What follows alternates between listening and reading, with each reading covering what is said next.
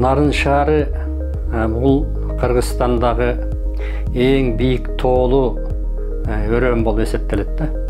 Арт түрдүүлүк долбоор аркылуу мен ушу Кыргызстандын көптөгөн сүрөт ишмерлери менен тааныштым.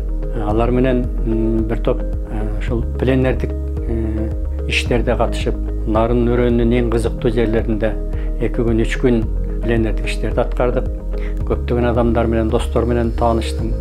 Бул искусство аркылуу ошол өзүбүздүн жашап аткан чөйрөнү, өзүбүздүн жашап аткан чөйрөнүн кооз жерлерин, көркөмдүгүн ошо сүрөт аркылуу бере алдык да. Бул менин картиналарым ушу Нарын шаарындагы эң негизги деген чоң көпүрө жөнүндө болгон да. Бул көпүрө аркылуу жибек жолу өтөт. Бул мындан 1-2 кылым мурда эле ушу башка өлкөлөрдүн Россия, Казакстан, Өзбекстан, башка өлкөлөр менен Кытайды байланыштырган жол болгон да.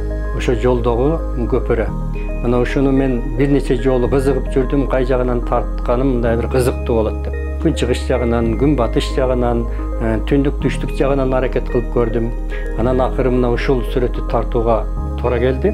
Бул көпүрө карт көпүрө деп атап койдум. Карт деп айтканымдын себеби бул ошол мурунку кылымдан бери 2 кылым мезгилинде жашап атат.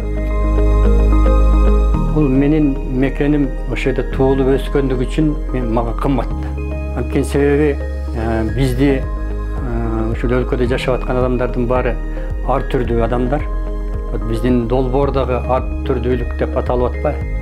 Ошон үчүн ар түрдүү болгон үчүн алардын көз карашы ар башка. Но бирок баарыбызды бириктирип аткан ушул искусство болуп атат. Демек биз кайсы жерде, кайсы улут менен, кайсы эл менен жашап аткан болсок, демек ошол элдин искусство багытында эле эмес, баардык тармактар боюнча мындай өнүгүшүнө салым кошушубуз керек да.